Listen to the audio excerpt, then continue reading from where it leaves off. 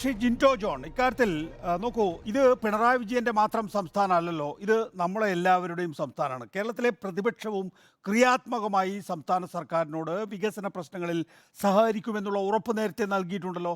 നമ്മൾ സാമ്പത്തിക പരാധീനത നേടുന്നതാണ്. ഇവിടെ ഡോക്ടർ വി വേണു പറയുന്നത്, ഞാൻ എല്ലാ മാസവും ആദ്യം യോഗം വിളിച്ചു ചേർക്കാറുണ്ട് വകുപ്പ് സെക്രട്ടറിമാരുടെ. അവരുടെ വകുപ്പുകളിൽ വരുമാന വർധനവ് എവിടെയൊക്കെ സാധ്യമാണ് എന്നത് സംബന്ധിച്ച് റിപ്പോർട്ട് നൽകണം.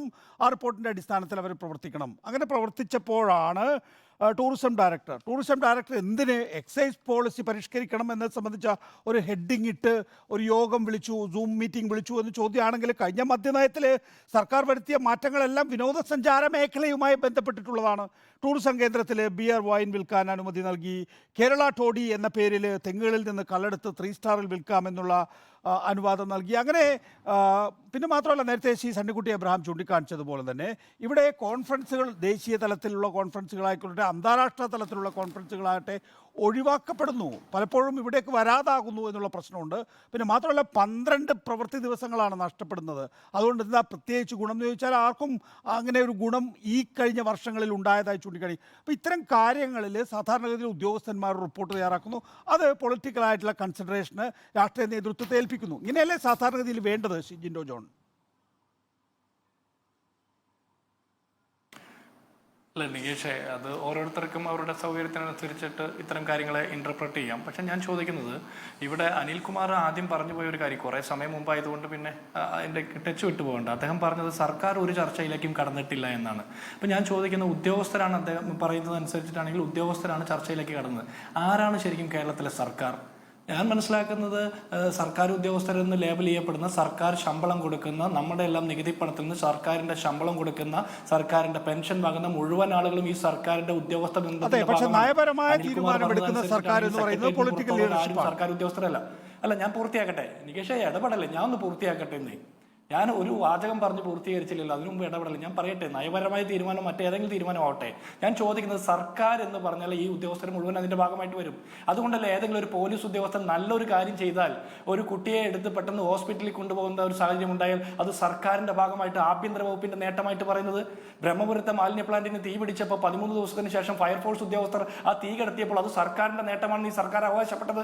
സെക്രട്ടേറിയറ്റിന് പുറത്തുള്ള ആളുകൾ എടുക്കുന്ന തീരുമാനമൊന്നും സർക്കാരിന്റെ നേട്ടമായിട്ട് നേട്ടമായിട്ട് ഇവർ സ്വീകരിക്കുന്നുണ്ടെങ്കിൽ, സെക്രട്ടേറിയറ്റിന് പുറത്തുള്ള ഉദ്യോഗസ്ഥരെടുക്കുന്ന തീരുമാനങ്ങൾ, അതിന്റെ മോശം കാര്യങ്ങൾ വരുമ്പോൾ അതിന്റെ കോട്ടം കൂടി അംഗീകരിക്കാനുള്ള രാഷ്ട്രീയ ബാധ്യത, നയപരമായ ബാധ്യത ഈ സർക്കാരിനുണ്ട്.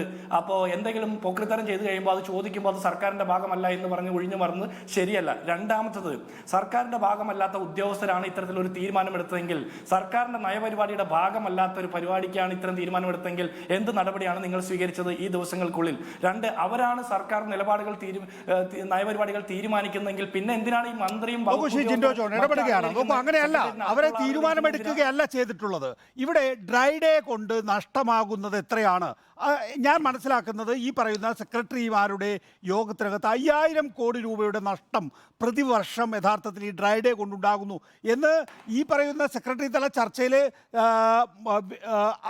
അതിൽ നിന്ന് ഉരുത്തിരിഞ്ഞു എന്നുള്ളതാണ്. അപ്പോൾ പൊളിറ്റിക്കൽ ലീഡർഷിപ്പ്, രാഷ്ട്രീയ നേതൃത്വം തീരുമാനമെടുക്കുമ്പോൾ അവരുടെ കയ്യിൽ ഡിജിറ്റ് വേണം. ഈ ഡിജിറ്റ് നൽകുന്നത് സെക്രട്ടറി തലത്തിലുള്ള ചർച്ചയാണ്.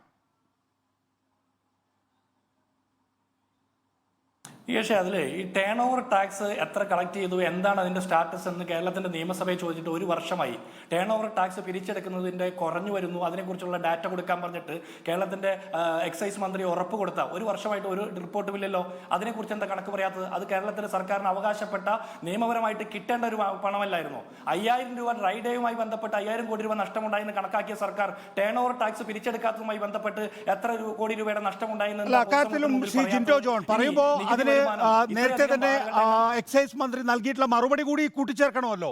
അതായത് ടേൺ ഓവർ ടാക്സുമായി ബന്ധപ്പെട്ട് കഴിഞ്ഞ ബജറ്റിന്റെ സമയത്ത് ബാക്കി എല്ലാ മേഖലകളിലും ആംനസ്റ്റി നൽകിയപ്പോൾ ഈ ബാറുകളുടെ ടേൺ ഓവർ ടാക്സിന്റെ കാര്യത്തിൽ മാത്രം ആംനസ്റ്റി നൽകിയിട്ടില്ല എന്നും, അതുകൊണ്ട് തന്നെ ബാർ ഉടമകളെ സംബന്ധിച്ചിടത്തോളം അതൊരു വലിയ കീറാമുട്ടി പ്രശ്നമാണ്. കാരണം അവരെ സംബന്ധിച്ചിടത്തോളം അവരുടെ ബാറുകളുടെ മേലെ റെയ്ഡ് വരുന്നു എന്ന് മാത്രമല്ല, അവരുടെ ബാർ ജപ്തി ചെയ്യുന്നതിനുള്ള നടപടികളിലേക്ക് സംസ്ഥാന സർക്കാർ കടന്നിരിക്കുകയാണ് എന്നാണ് എക്സൈസ് മന്ത്രി അക്കാര്യത്തിൽ നൽകിയിട്ടുള്ള വിശദീകരണം. പറഞ്ഞതേ ഉള്ളൂ.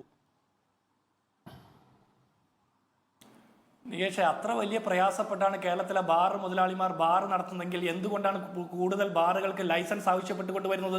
ഇത്ര പ്രയാസപ്പെട്ട ഒരു ബിസിനസ്സാണ് ഇതെങ്കിൽ കൃത്യമായിട്ട് ലാഭമുള്ളത് കൊണ്ട്, വലിയ ലാഭമുള്ളത് കൊണ്ട് അതിനുവേണ്ടി സർക്കാർ ഒത്താശ ചെയ്യുന്നത് കൊണ്ട് തന്നെയാണ് ഇവിടുത്തെ പ്രൈവറ്റ് ബസ് മേഖലയിലെ പ്രൈവറ്റ് ബസ്സുകളുടെ എണ്ണം കുറയുന്നു, മറ്റെല്ലാ മേഖലയിലും ഇതിന്റെ ബിസിനസ്സുകാരുടെ എണ്ണം കുറയുന്നു. ഇനി ഒരു ഉദാഹരണം പറയട്ടെ, ഇതേ മുഹമ്മദ് റിയാസിന്റെ ടൂറിസം വകുപ്പിന് കീഴിലല്ലേ 370 ബസ്സുകൾ രജിസ്റ്റർ ചെയ്തു എന്ന് പറഞ്ഞുകൊണ്ട് കാരവൻ ടൂറിസം പദ്ധതി മന്ത്രി ഉദ്ഘാടനം ചെയ്തത്? എത്ര ബസ്സുകൾ ഇന്ന് പ്രവർത്തിക്കുന്നുണ്ട് കാരവൻ ടൂറിസം പദ്ധതിയിൽ ഉൾപ്പെടുത്തിക്കൊണ്ട്?